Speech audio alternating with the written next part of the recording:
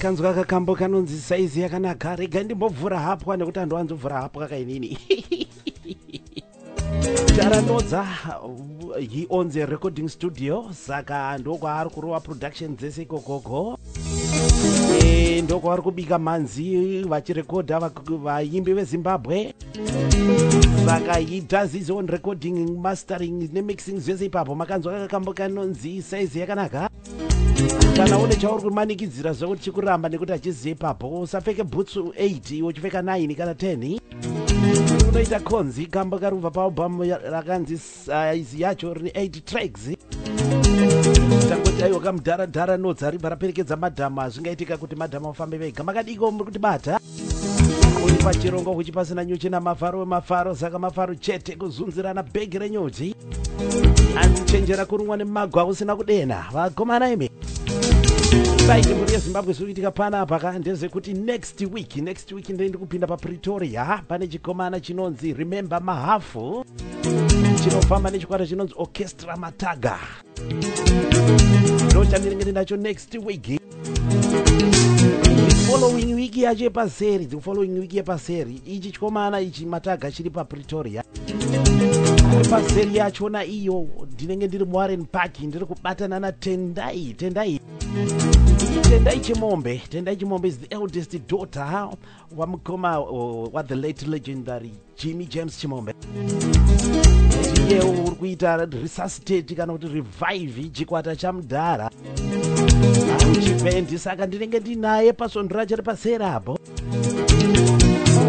Sondo rechitatu racho pasera apo ndinenge ndina mukoma Onai Mukumbira vanenge vakamirira masimba edenga munoiziva kayakemba tiri pano kusanzi tiri kufara kusangana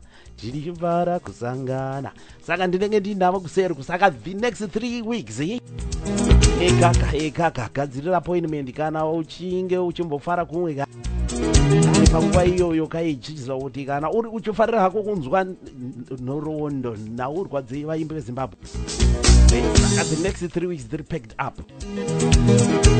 Zakuitika manje panapa ndezvekuti ndine madebut album nevakomana vacho vari kuburwa chimwe chikomana chakaburitsa debut album chinofamba nechikwata chinonzi The Power Express.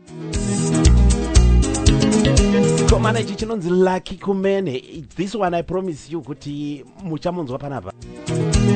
Takatoita appointment naye, muchatomunzwa baiginya. Lucky Kumene and The Power Express. Rega nditore kambo kanonzi Diaspora. We are introducing this guy to you muri Zimbabwe. Kune vasati vamunzwa, this is his debut album. Itsva yaakangoburawo mazuva apfuuraya. Kambo kanyanya kunetsa kuZimbabwe out of this album kanonzi Tomutsa Dewa. Chinini ndatirega nditore kanaka kanonzi Diaspora. Lucky Kumene, Power Express, Diaspora. Ndichazokubatisa zita realbum yacho.